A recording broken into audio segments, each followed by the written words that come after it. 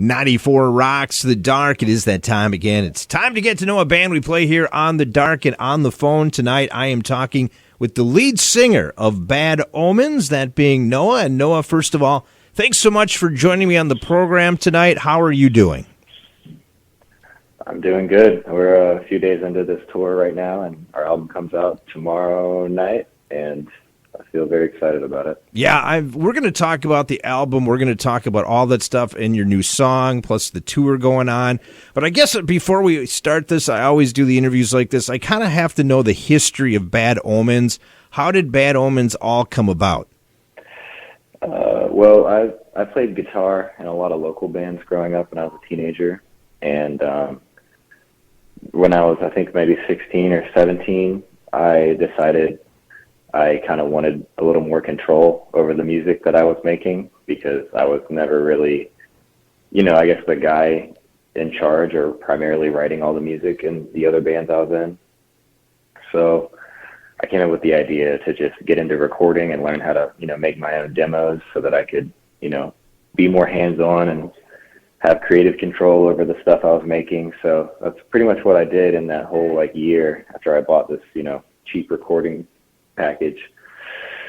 I just started writing music and making demos and stuff and recording them, and through that outlet I got way more into just producing and recording as well, in addition to songwriting. So that was nice to kind of start to acquire that skill at that age.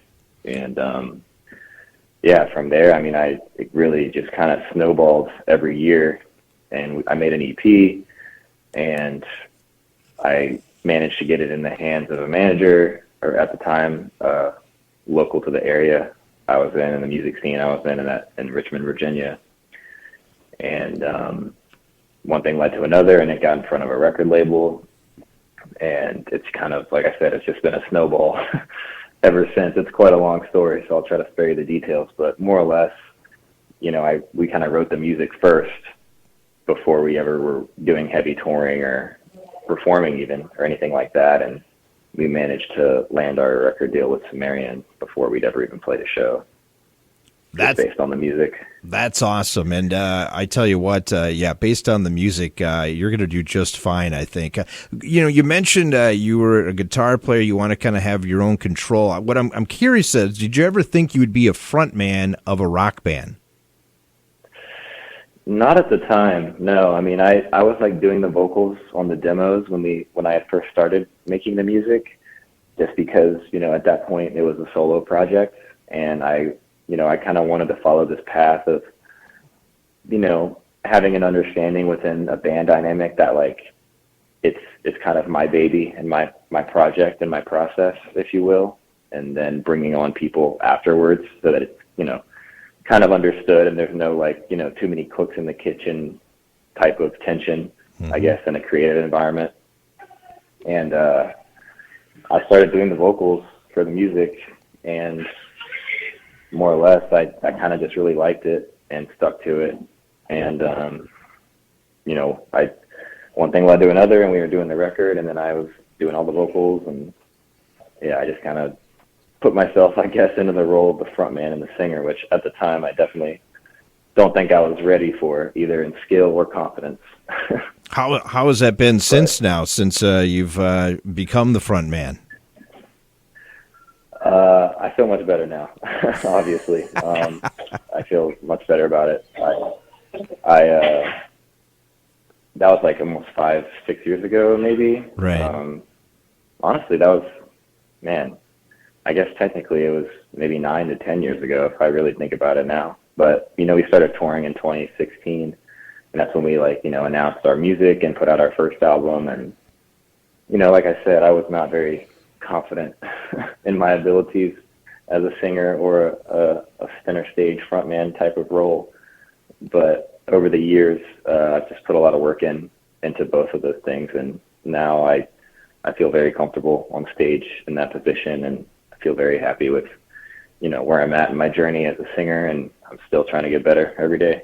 Is there somebody that you maybe reached out to, or I guess maybe watched to say, hey, I better, or, you don't want to copycat anybody. I mean, nobody ever wants to do that, but sometimes you have to watch people, or even when you're out on tour and that, to kind of get ideas of how to be a frontman. Was there somebody out there, or some people, or I guess somebody looked up to, I guess?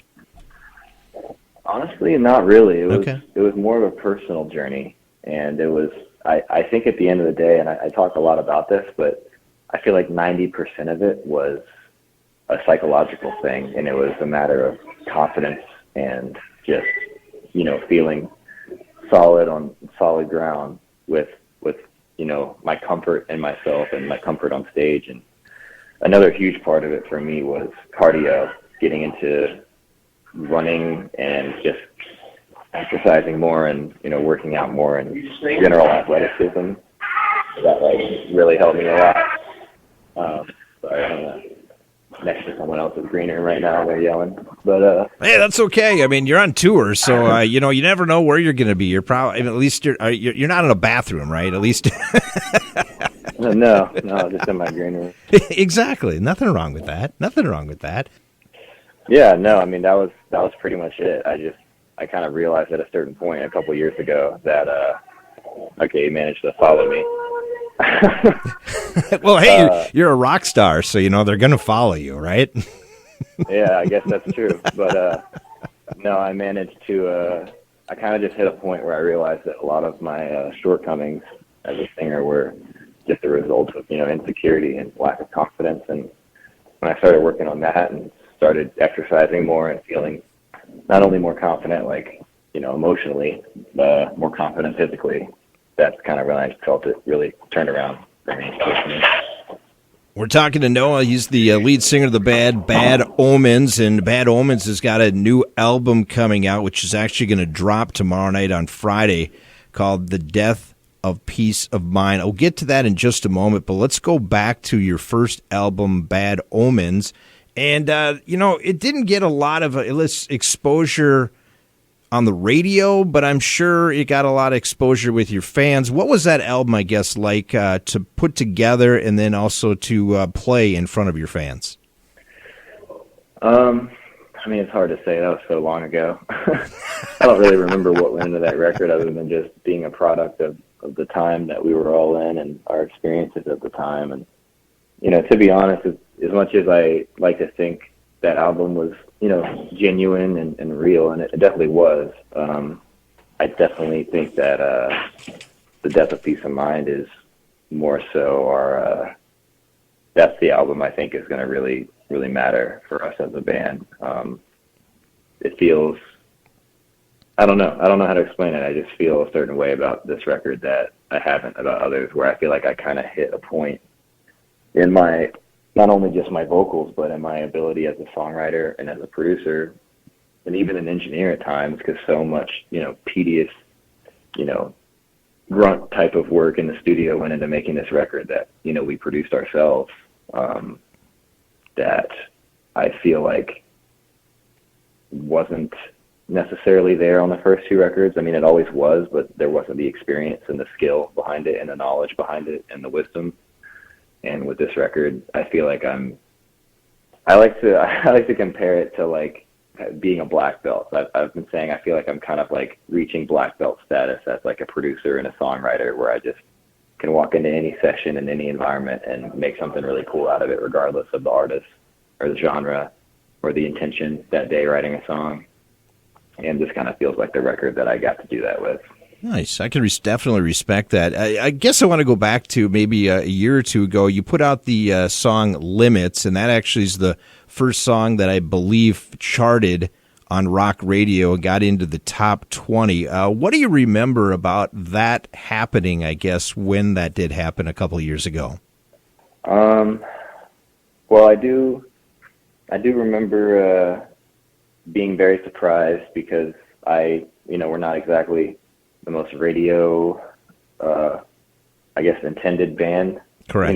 We don't really write music for the goal of getting on the radio, which is kind of what I think makes the songs that do start to break into radio territory a little more special, because the listener that hears a lot of other songs that, in my opinion, kind of sound the same a lot. They hear something fresh that made its way into a more, mainstream format and a mainstream source of media for new people to be exposed to, and then they hear it, and it's very exciting because it feels a little different. So that's kind of what happened with Limits, where I was like, kind of excited, I guess, that a song from a band like us made it to that type of platform like radio, where, because with our music, I really want to like open people's minds and people to get a little more experimental with their taste and their opinions. Because I feel like sometimes people go into the listening process with a bias, like thinking that they're going to get a rock band or they're going to get a metal band, and they're disappointed because that's what they're expecting versus what they're looking for, And with us, it's like, especially with this new album, like I like to think it's one of those you never know what you're going to get type of things. And, if someone goes into it expecting a certain type of genre or a certain type of, network of bands to compare it to, and they don't get it, I mean, that's like going to, a fancy restaurant and ordering the chicken tenders off the kids menu and then being surprised it doesn't taste good. It's like, it's not what you're supposed to get here. It's for the kids. Like, I gotcha. You go back to McDonald's. You know what I mean? I gotcha. It's funny. You mentioned the term "never know," and it was one of your releases you put to rock radio too. Yes, that's true. Which is true. I mean, like you just put those in there. You never know. You just never know. And that's one thing. How do you? I mean, I've listened to your music outside of obviously the radio and that, and yeah, you're a heavy, hard metal band. And though I will say, and I've been in this industry for 30 years, that rock radio has definitely evolved. It's changed. It's been more, I guess, welcoming to the metal scene. I guess a little bit heavier music. I guess, what's your feelings of rock radio today? Are you embracing it, even though you're a band, like you said, that probably didn't intend to have music played on the radio? I'm embracing it for sure. I mean, in the least pretentious, arrogant way possible, I'm not very impressed by it. I kind of make fun of it even at times. Mm-hmm. Not the idea of the format, but just the actual music I hear on it. Like, I like to check out all the playlists and kind of stay in the loop, if that makes sense, with what's popular on the radio and what's popular on top metal playlists and stuff like that, and just kind of see what's going on in the music scene. And I really feel like a lot of the stuff on the radio is just boring as hell, and it sounds like everything else I've heard on the radio for the last 2 decades. Mm-hmm. And that's kind of like why I said I got excited when Limits made it, and Like a Villain started having some success and like upward trajectory on the radio, because it doesn't, to me, really feel like that type of song. I mean, I can see objectively how it would get there just because of its structure and all the instruments used and everything like that, and the chorus and stuff, but it definitely feels more like a little out there for the radio, which surprised me and also excited me, because like you just said, I feel like it's getting a little more open and welcoming to harder sounds and more experimental sounds when it comes to the radio. And I think it's, people like you, honestly, who are going to be, in charge of and responsible for helping bridge that gap a little bit. It's like the people that are deciding what's getting played and what's getting an opportunity and getting a chance for more exposure to kind of break the mold a little bit and not have every song on the radio sound the same. Yeah. So I'm grateful for that, and I'm grateful for people like you that give it a platform. Well, I appreciate that, and I appreciate obviously the music that you're putting on. And I tell you what, I think we're starting to hear this more and more. And I don't know if it was because of the pandemic or not, but it seems like people are coming out of their shell and say, you know what, I do listen to this kind of music, because there's a lot of major artists in other genres that love the metal scene, and we're hearing more and more of that where you didn't hear that before. Are you kind of hearing that too, what I'm hearing? Oh yeah, I've definitely picked up on that. And as much as people in the rock community or scene or whatever you want to call it like to give them a hard time, there's people like MGK and like Billie Eilish, for example, that I feel like are starting to give that darker, edgier, alternative side of music a little more leeway when it comes to the mainstream audience. And it's just a downward spiral from there. If you're like someone that really loves music and likes to dive into it and go down the rabbit hole of finding other artists that sound like other artists, and Bring Me the Horizon, for example, like they're doing a really good job of helping connect our world into the mainstream world, and I think that's great, because rock and metal is, at least in America, I feel like is not exactly the crown jewel right now when it comes to the most popular sound and genre of music. So the fact that people that have, the biggest platforms in the entertainment industry are starting to put it on more is great for the little guys like us, Yeah, I'm hoping for the day, Noah, that instead of rock bands covering pop artists cover rock band songs. What do you think of that?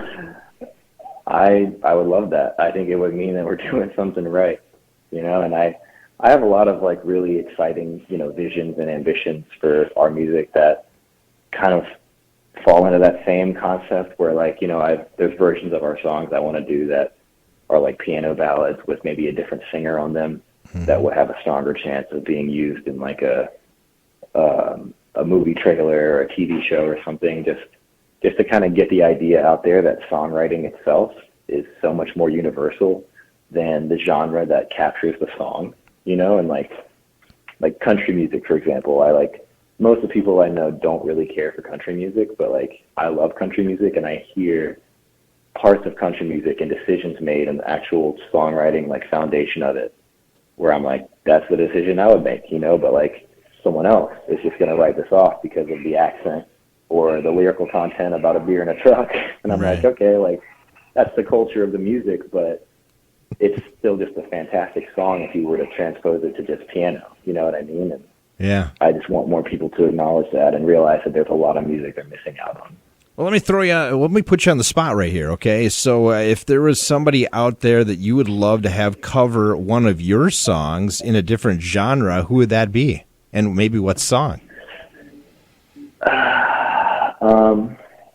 Okay, so one of my all-time favorite songs that a lot of my songwriting is inspired by, especially on this record, is a lot of the James Bond songs.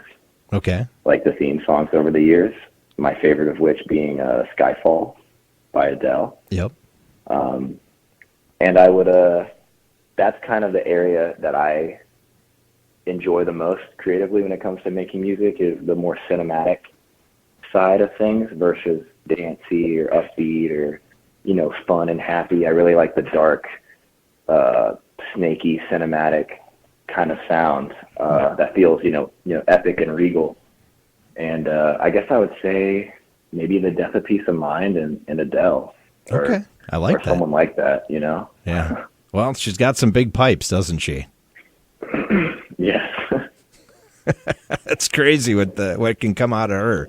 Hey, I have we have some listeners here that actually emailed me in some questions they wanted to ask you. So, are you okay to take a couple of these? Yeah, sure. Awesome. Yeah. Okay. So one of them was, what influences you to write your music? So it's kind of a vague question, but I think, I guess, what influences are there in the music that you write?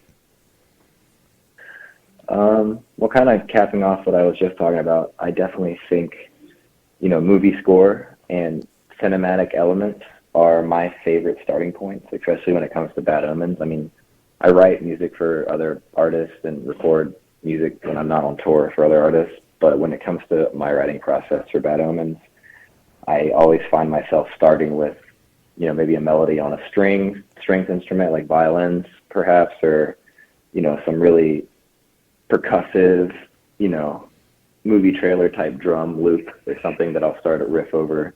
Just anything to like get my mind in that headspace of like massive, and like epic, similar to, a trailer for a James Bond movie or a Transformers movie or something, where it just feels huge and larger than life and overwhelming and exciting.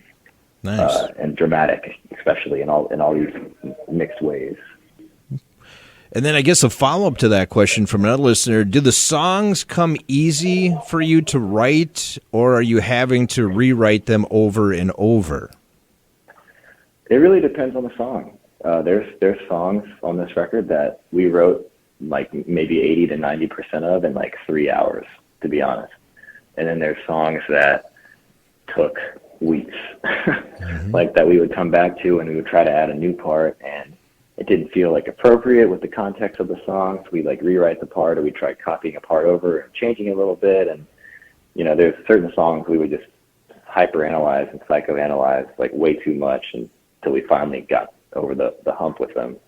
But it definitely goes both ways for sure, and I feel like a lot of artists can agree to that. There's days where it just flows from front to back, and it maybe your favorite song you wrote that year, and then there's days where it takes you a month to figure out where the song's going to go, and then for you to love it. All right, let's talk about the album. We're talking with Noah from Bad Omens, the lead singer. The Death of Peace of Mind comes out on Friday, and I know you have a live release event for that. But let's talk about the album first, and we'll talk about the first song, I guess, released to rock radio, Like a Villain, which, by the way, I believe is about ready to enter the top 30 on the Media Base chart. And I tell you what, the first time I heard this song, Noah, it was in my head, and I can't get it out of my head. And that I think that has to be a compliment to anybody that writes a song, that having somebody listen to it just loves the song. And I do love this song. It's not like I'm geeking on you or anything, but this song definitely, to me, has the potential to be your next top 20 song, maybe even a top 10 song if we can get enough of these programmers across America to keep spinning it. Your thoughts about this song?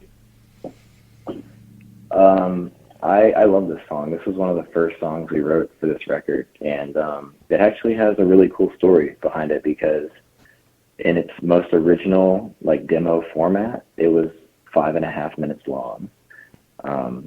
Because there's a track on this record that plays before Like a Villain called What It Costs, and initially that song and Like a Villain were connected as one, and we were having a day where you're just having a really creative flow state type of experience in the writing process in the studio, and we wrote What It Cost from start to finish, and then we felt like it was building up to something really, really big and massive or heavy hitting. And then we threw in that first riff that Like a Villain starts with immediately when you hit play. And then from there, it was like, well, where do we go now? You know, we have this song that's almost a full song with 2 verses and a pre-chorus. And now it's like kind of turning into a whole new song and a whole new vibe. So we wrote the rest of what became Like a Villain following that riff. And from there, we were very confused because we had what felt like a really good, like, potential to be a single type of song, and again, maybe even like have some success on radio just because of the way the song ended up being laid out. But then there was like this whole 5.5 minute version with this very long, slow build-up that we didn't want to lose either because we loved the parts to it. So that's when I was like, well, let's just chop it in half and make What It Costs almost like an interlude on the record that leads you into Like a Villain. So that's another one of those songs that had a longer journey because we had too many parts that we liked, which is a great problem to have, where it's like, I like all of this so much, but something has to go. And instead of cutting something out, we decided to just cut it in half and just make it 2 songs. So I'm excited for people to hear the album and hear that song in its entirety, because I feel like people still really haven't heard the full song yet. Yeah, that's crazy because, I don't know how. I have like 1,000 shirts in my closet and I can't get rid of one. So how do you get rid of a part of a song that you think you love so much? You just cut it in half. Exactly. That's how you do it. Cut your shirt in half. Cut my shirt in half, yeah. Well, where I live up here, if I cut my shirt in half in the wintertime, I'm going to be frozen, okay? It's not, obviously you guys are on tour right now down in the southwestern part of the United States, so it's a little probably warmer down there than it is up here. It's still cold here, honestly. It's freezing. Yeah, well, then you don't want to come up here. You don't want to come up here, but you are half a shirt. You're on a half a shirt. You are coming up here, though, actually, to Minneapolis. I believe you're playing at the Fillmore. You're on tour right now with Under Oath and Spirit Box. You're coming up on March 7th. Maybe the weather will be a little bit warmer for that. But I guess talk about the touring experience for Bad Omens. Is this something you guys embrace? Do you enjoy it? What's it like going out on tour with Bad Omens? We love it, honestly. this is actually our first tour in a bigger vehicle. We've historically been in a van touring for the last 5 to 6 years, and we're kind of finally at a point where we also have more stuff and more crew than we can fit in a van and a van's trailer. So that's one of the big reasons we had to make the step up to a bigger vehicle. But it's also just, a comfort thing because we've been doing this for 5 to 6 years now. And, with our production and how, still at this point, how small our crew is and how hands-on the band is with, load-in and setting up the stage and, all the tech side and logistical side of things on tour, whether it's gear or whether it's, merch shipments or logistical stuff with routing, like we're all very hands-on and have our own jobs in the touring part of the band. And, right now it feels like it's finally getting to a point where there's a little bit of pressure being relieved from the actual band members, myself included. And we get to kind of just focus on one job or maybe one or two jobs in addition to playing the music. And it's making the touring experience, I think, just better for everyone, including the fans, because we get on stage and we feel better that day and we feel more rested or, more well-fed. And, yeah, it just feels great, man. This is a wonderful tour, and every other band on this tour is awesome, and the crowds have been awesome every night. And, I'm just excited to keep touring on this record this year. Yeah, it looks like that's going to go through March, and then looks like you've got other things already lined up. Looks like you're going overseas at some point here in the summer. What other things, I guess, are you going to try to do in year 2022? We have a lot of things lined up, actually, and nothing that I can say yet. But I was hoping you'd slip up, but I guess busy. It didn't happen. So yeah, we're gonna be very busy this year for sure, and I think most people in most places are gonna get a chance to see us at least once. Well, you're going to be busy on Friday because, first of all, you have to play a show, I think, tomorrow, or actually, yeah, you're playing a show tonight, actually, and then you're going. And then you're basically having tomorrow morning a live release event at which should be our time, 11 a.m., but it's going to be 9 a.m. down where you're at. How is that going to work out, by the way? Are you a morning person or not? I am, actually. I'm pretty good with the mornings. And, like I was saying earlier, I've been exercising way more recently, and my body there's less trouble getting up suddenly or getting up early. And I'm also not really drinking this tour either, which helps me get up easier in the morning. Yeah, that's true. I agree with that one.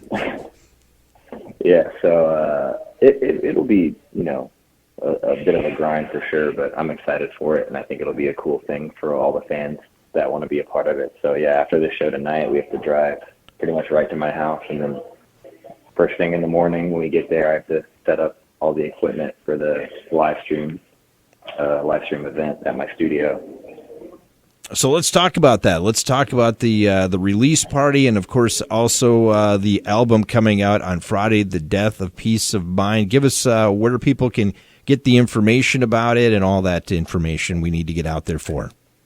Yeah, it's all on our website, and there's click-throughs on our website to everything, whether it's tour dates or merch or pre-order items or the live stream event tickets to it. Our website's just badomensofficial.com, and we try to make it very simple. You just go to that website, and pretty much everything you possibly need you can get through there. And yeah, the live stream event is about 2 hours. We're going to be listening through the record front to back, and then taking questions in between each song and talking about the making of each song. And then we're going to drive to Anaheim and play a show that night. Yeah, that sounds like it'll be a lot of fun. Hey, I appreciate your time. It was a lot of fun getting to know a little bit more about the band, a little bit about the history of you, and also the makeup of this album, too. I'm definitely looking forward to that. And as I said, Like a Villain, an awesome song. Definitely a top 20 song. Hopefully it's going to be a top 10 song, too, and I wish you the best of luck on that and this tour. Thank you so much. It's great talking to you. Once again, that is Noah. He's the lead singer of the band Bad Omens. We've been talking about it, Like a Villain. It's off the brand new album, The Death of Peace of Mind. Here it is. It's on The Dark. It's on 94 Rocks.